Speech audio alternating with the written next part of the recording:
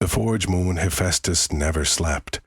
Its nights were little darker than its days, for incandescent rivers of slag seeped from calderas drilled into the crust, and the orbital mirrors of the Dominion kept the workshops lit with a clinical, silvery glow. In the vacuum-dusted air, the scent of hot iron mingled with ionized coolant, and the only birdsong was the shriek of steel being tortured into shape. Hephaestus woke on a cot wedged between two dormant exosuits, her ears ringing with the shift siren. By the time the klaxon faded, she was already sliding into the polymer musculature of her armor.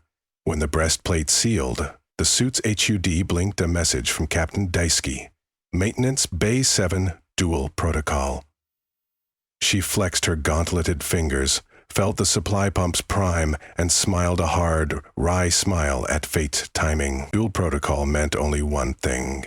The Iron Conclave had challenged them again.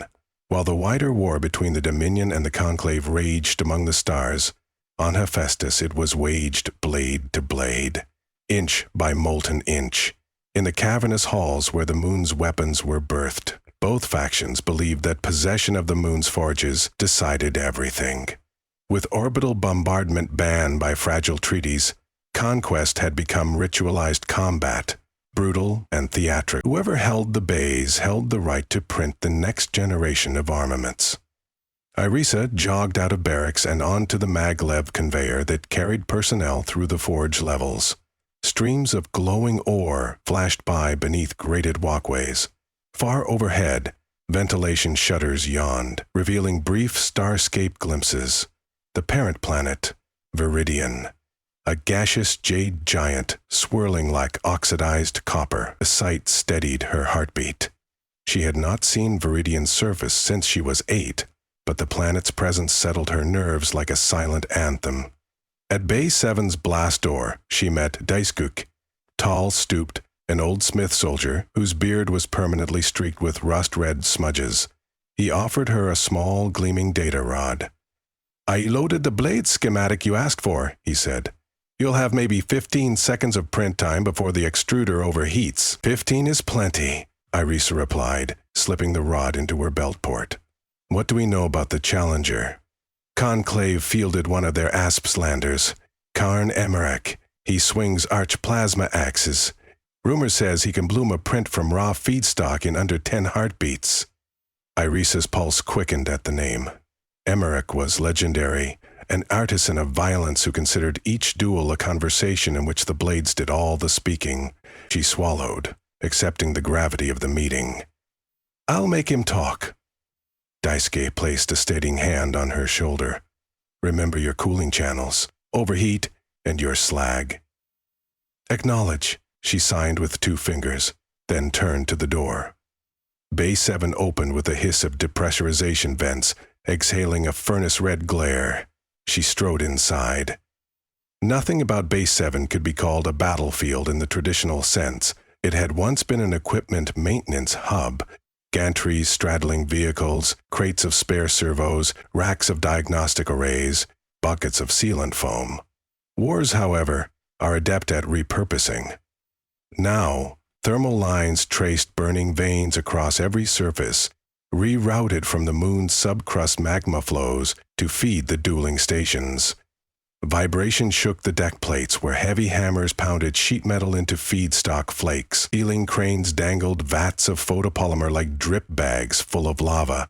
The heat haze shimmered so violently that figures looked like mirages. At the center, on a marked obsidian plinth, waited Karn Emmerich. Even still, he looked like movement. His conclave armor was almost ceremonial, polished chrome punctuated by shifting orange runes, a reactive paint that monitored stress points across the armor and thrummed brighter when struck. Instead of weapons, he carried only a wrist-mount cartridge, a canister full of metallic dust and high-energy resin gleaming beneath Bay 7's foundry lights. He inclined his head in respect.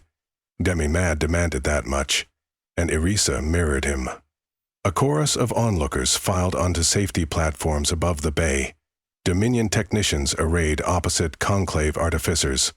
The ceiling lamps dimmed to dual pitch, replacing white light with smoldering crimson. and a single klaxon sounded 3 times. Combat commenced on the 3rd note. Irisa sprinted toward a vacant fabrication dais, race-trappled plasma streaming from her boot thrusters. Her left gauntlet snapped open, disgorging the filament nozzle of her personal 3D printer. She jammed Daisuke's data rod into the slot, slapped the overdrive switch, and felt the entire gauntlet vibrate, screaming with instant power draw. Behind her, Emmerich activated his cartridge. A cyclone of dust spiraled out, coalescing in front of him into 2 broad-bearded axes, edges fractal and mirrored. The formation occurred so rapidly that droplets of still liquid resin vaporized mid-air, leaving a smell of sweet benzene. He rushed forward, axes windmilling, each swing leaving incandescent arcs. Iris's extruder stuttered. As molten titanium palladium poured layer by microscopic layer, spinning on a gyroscopic frame, she kept her eyes on Emmerich's footwork, judging distance. At 9 meters, he feinted left. She jerked sideways but continued printing. She needed 2 more seconds. Emmerich's first axe clipped her shoulder guard before bounding off in a burst of sparks. The impact gauge flashed yellow. She used the kinetic transfer to spin, bringing her right arm up. Her sword finished printing mid-turn. A reversible peak paddle long saber with a central lumen channel meant to feed coolant out through the edge. Without hesitation, she plunged the newborn blade into a nearby magma intake vent. The sword drank fire. The coolant system inside her gauntlet shrieked. Liquid argon, diverted from her life support, lanced along the sword's core. The result was a brief, violent thermal imbalance. The edge of the blade turned black glass, while its spine glowed white-hot, stable enough to hold shape. When she withdrew, magma dripped from it like blood from a needle. Hideously beautiful, Emmerich said, admiration genuine. Then he attacked. Axes met blade. Their first collision cracked the air. Overclocked print alloys responded, like living creatures. Sparks didn't fall but swarmed, miniature comets redirected by magnetic eddies. Iris's lungs labored against the forge-thick atmosphere, each breath filtered by suit exchangers sounding like old bellows. She parried one axe, side-slid under another, and slapped. Emmerich twirled his left axe, catching her blade on its throat hook. He wrenched. Metal squealed as Irisa lost grip, her sword flinging across the bay and skittering under a loader drone. She cursed, but didn't pause. Dual protocol allowed reprovisioning on the fly. She triggered her printer again, but the gauntlet's heat gauge had already spiked into the red. Coolant reservoirs were sparse after sacrificing argon to the sword. One more print would overheat the entire gauntlet, maybe melt her arm inside. Emmerich capitalized, pressing the assault. She dodged between 2 dormant repair mechs, his axe blows shredding their carbon fiber shells, scattering shards. She needed distance, and she needed feedstock. Her gaze snapped to a busted spool crate ahead. She dived, shoving both arms into the tangle of filament and polymer, manually feeding lines into her printers without a schematic, just raw material.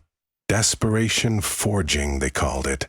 Letting the printer's heuristic dream a weapon based on motion patterns. Behind, Emmerich pummeled closer. He hurled one axe like a discus. It carved through the crates above Irisa, detonating filaments into geysers of glassy fluff. She rolled aside, half blind from the static discharge. The floating filaments caught light from magma ducts and drifted down like neon snow. From the chaos, her gauntlet birthed not a blade but a whip, a chain of microblades strung on a flexible superconductor spine. It crackled with residual charge. Irisa snapped it outward, catching Emmerich's thrown axe mid-wreath arc. The whip's magnetic cord wrapped the axe, stalling it inches from his palm. Momentarily weaponless, he pivoted away, buying space while his printer regrew another axe. Irisa surged forward, whipping the captured axe toward him like a flail. Emmerich ducked, the axe embedded into a wall. Irisa retracted the whip, its links glowing from friction. She advanced, transitioning whip into rigid staff formation with an electromag pulse. Now it was a spear. The crowd above roared, some for conclave grace, others for Dominion improvisation. Both factions revered the artistry of forging as much as victory, and this duel was already a masterpiece. Emmerich finished printing a new weapon, a staff spear similar to hers, but tipped with a double crescent. Sparks leapt between them as they circled. For a breath, they mirrored each other's stance perfectly, guard high, heel offset, shoulders square. Iris realized that his printer was analyzing her weapon in real time, adapting its design to negate her advantage. He lunged first, low sweep. She pole vaulted, using the spear's butt to launch herself. Mid-air, she thumbed the mode toggle, snapping the staff back into segmented whip. It uncoiled, wrapping his forearm. She spun, aiming to disarm by twisting. He countered, channeling energy down the captured segments. Heat surged along the whip, melting microblades, fusing links. Arisa felt the temperature through gloves, too much, too fast. She released the handle, letting the wreckage drop. Both now stood empty-hand, their printers cooling. Behind Irisia, a volley of sparks burst from her gauntlet vent. Mathematics shut down. She could print nothing more until the heat sank. Emmerich's chest display flickered too. His own overdrive cycle had cost him. Silence descended between them, punctuated only by the hiss of venting steam. The makeshift arena glowed, but the duelists were still. Their identical constraint brought a strange camaraderie. Perhaps in another life they might have shared a workshop, each advising the other on layer resolution and phase shift alloys. Arisa glanced at the loader drone still idling near the back wall. Beneath its chassis lay her first sword, half submerged in dripping coolant from a burst pipe. Emmerich saw the same. They bolted simultaneously, crashing shoulder to shoulder, grappling like wrestlers. Emmerich's heavier frame shoved her aside, but she hooked his knee, toppling him. Both tumbled across scorch-marked decking. She scrambled first, sliding under the drone arm to snatch the submerged blade. As she grabbed the hilt, her suit's haptics screamed. Temperature existed somewhere between cryogenic and volcanic. The mixture of coolant and magma had tempered the metal unpredictably. The sword might shatter with one hard blow or cleave everything. No time for metallurgy. Either fate would serve. Emmerich seized a length of broken conduit, ignited with arc flame at one tip, improvised torch blade. They squared off again. Iris advanced, sword low. Emmerich swung overhead, torch trailing a comet tail. She blocked, edges meeting. Predictions of fracture proved wrong. Her sword held with a ringing clarity almost musical. She riposted, quick thrust. He spun aside, but the pyro tip traced a welt of molten plastic across her torso plating. Armor integrity dropped to 32%. Another hit like that, and the suit would vent pressure. She settled into a focused calm, heart drumming an Old Dominion cadence. She feinted high, reversed grip, and executed a rising cut. Emmerich parried, but the torch blade snapped mid-arc, its brittle conduit succumbing. For half a second he was defenseless. Arisa placed her swords flat against his helm's chest sensors and stopped. Dual protocol allowed a kill, but a contact still counted as victory. Her jaw clenched. Memory of fallen comrades urged vengeance, yet her smith's code sang louder. Tools were for creation before they were for ending life. Emmerich's orange runes dimmed as his armor acknowledged defeat. He exhaled, shoulders unfurling in resignation. "Yield," he said, voice steady. The observation decks erupted. Dominion techs slammed fists against railings, while conclave asses tors bowed heads. Overhead, floodlights returned to white brilliance, and the klaxon sounded completion. Arisa withdrew the blade, offering him a warrior's nod. He touched 2 fingers to his helm in salute. They were Smith soldiers first, soldiers second. That respect was older than empires. Daisuke descended from a lift, weaving through cooling slag puddles. "Well fought," he said, clasping Irisha's wrist. The old captain's eyes sparkled with paternal pride and relief. "Your prize awaits." By custom, the victor could claim either the opponent's design files or an hour's uncontested print time in the bay. Hephaestus surprised everyone by requesting neither. "I want access to the Conclave's thermal algorithm upgrades," she said. "Shared, not seized." For both orders. Emirate, overhearing, laughed, a weary, gentle sound. "You would strengthen your enemies?" "I'd strengthen Smiths," she replied. "Bladecraft should evolve through shared fire, not monopolized heat." Daisuke looked dubious but said nothing. Dual victory gave her temporary command of the bay. Her wish would be honored unless overridden by High Command. And High Command was far away, sealed in orbital towers, whereas Idasa's blade still steamed before living witnesses. While technicians reconfigured lines to safe mode, Emmerich walked beside her to the coolant fountain at Center Ring. Once a mundane recycling station, now a ceremonial spring where duelists washed their weapons. He limped slightly, and she noticed a microfracture in his calf plating. Instinctively, she knelt, produced a weld pen from her belt, and sealed the crack. He raised an eyebrow. "Your people might think that traitorous. Let them," she said. "Every forge worth its heat repairs more than it destroys." He flexed the leg. "Your blade, its core channel, it redistributes thermal shock sideways.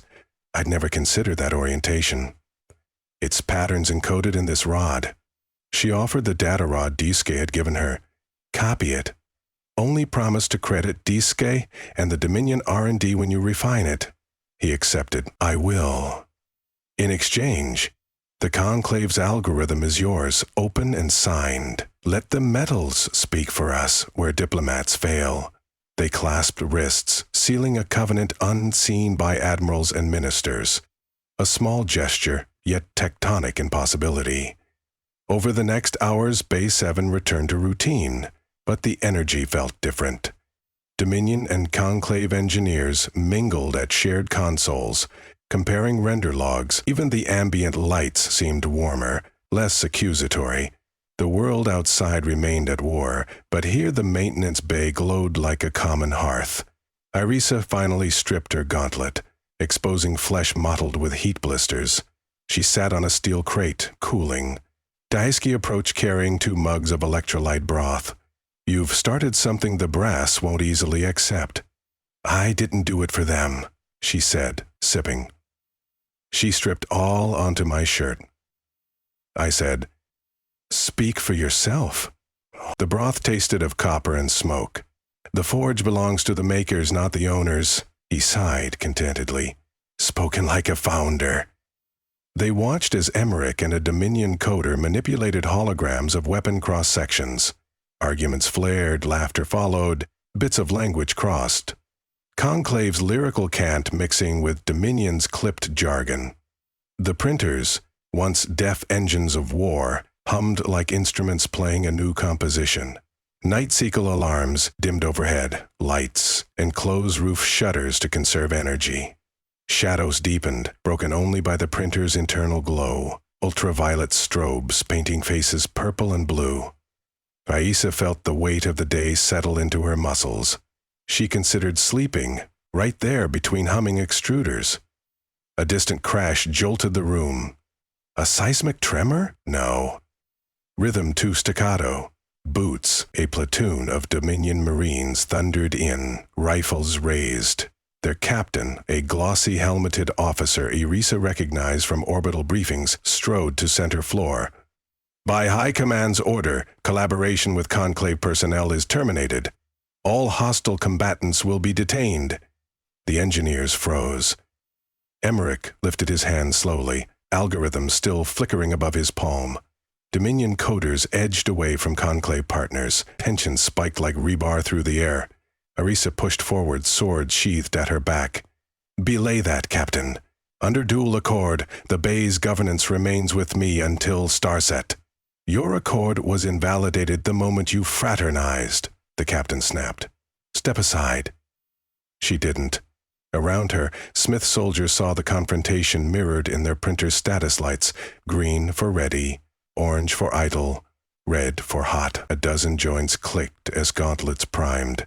Emmerich met her eye, a silent question. Ally or hostage? Irisa spoke loudly for every ear. We will not be pawns of those who never swung a hammer or felt molten metal kiss skin. This bay is ours. Dominion, Conclave, anyone who forges. The Marine captain raised a signal hand. Rifles aimed. Smiths moved. No sides, only instinct. A Dominion artisan yanked an emergency pour lever. A sheet of sparks waterfalled between Marines and engineers, deterrent blaze. Conclave artificers shoveled feedstock powder into print hoppers, ready to arm themselves but not yet firing. The air thickened with the promise of immediate fratricidal war. Daisuke stepped beside Irisa. One spark hits that powder, the whole bay becomes a bomb. Irisa lifted her visor, so the captain could see her face, blistered and earnest. Stand down, she said. Let the metal talk. You want to see the advantage we've made? Look. She toggled the display on a free printer. On the holoplate rotated a hybrid blade. Dominion cooling channels married to conclave resonant edges. Stress maps glowed blue from tip to tang, an impossible harmony achieved hours earlier. Picture that in every soldier's hand, Irisa said.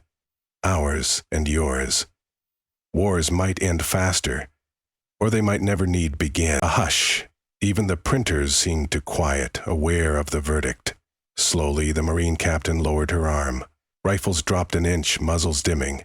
Irisa saw in the officer's visor a reflection of the hybrid blade, a vision of potential that no centralized command could easily dismiss.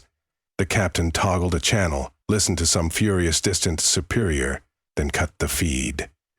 You have until starset, she finally said. Enter that. This forge reverts to command. Use your miracle well. Irisa inclined her head. Starset was 3 hours away. The Marines filed to perimeter watch, wariness replacing aggression. Emmerich exhaled shakily. You realize they're giving us a rope to hang ourselves. Or to weave something stronger, she answered. All night, Smith soldiers worked. Printers whirred in polyphonic crescendo. Layering alloys the manuals said were incompatible. Dominion coolant rigs fused seamlessly with conclave pulse inducers. Test blades rose, glowing, subdued. Perfect. Some shattered. Lessons logged. Others sang. Irisa floated among stations, advising, adjusting. She felt like a conductor guiding an orchestra through risky new measures. At one terminal, 2 apprentices argued about crystalline grain alignment. She flipped their display, redrafting the cross-section to include microvoid dampers, a trick she'd learned from Emmerich minutes earlier. They gasped, tried it, cheered when the specimen held. Soon every bay monitor displayed the same banner. Unification, Pattern 1, a file path without faction prefix. Only forged coordinates. Moments before starset, the final prototype cooled in a magma bath, then quenched in unpolarized coolant, the procedure blending Dominion brute force and conclave delicacy. Irisa fished it out with tongs. The blade looked unremarkable, matte gray, spine-ridged, edged subtle. She handed it to Daisuke. He performed a standard flex test, pressing point to floor, bending until the curve seemed impossible. The blade sprung back straight, singing like a tuning fork. On the mezzanine, the Marine captain watched. Her visor hid expression, but she spoke into a command channel. Moments later, an alert sounded, incoming link from Dominion High Forge Authority. Daisuke frowned. They'll want a demonstration, Irisa shrugged. Give 'em one. She stepped to a testing column, a cylinder of starship armor, 8 inches thick. She lifted the unification blade, breathed in forge air, swung. The sword sliced through with deceptive ease, separating the column like warm wax. Gasps rippled across both factions. A silence deeper than before settled. A silence of irreversible change. Whether that blade would end wars or sharpen them was beyond any one Smith's knowing. But on Hephaestus, in Maintenance Bay 7, a boundary had melted, cooling into a new edge that neither Dominion decree nor conclave dogma could dull quickly. Irisa set the blade upright, point resting on the deck, hands atop its hilt like a banner planted. "The forge has spoken," she said. This time no one argued. They only listened to the fading ring of steel and to the shared awed hush that followed. The closest thing the forge moon ever came to peace.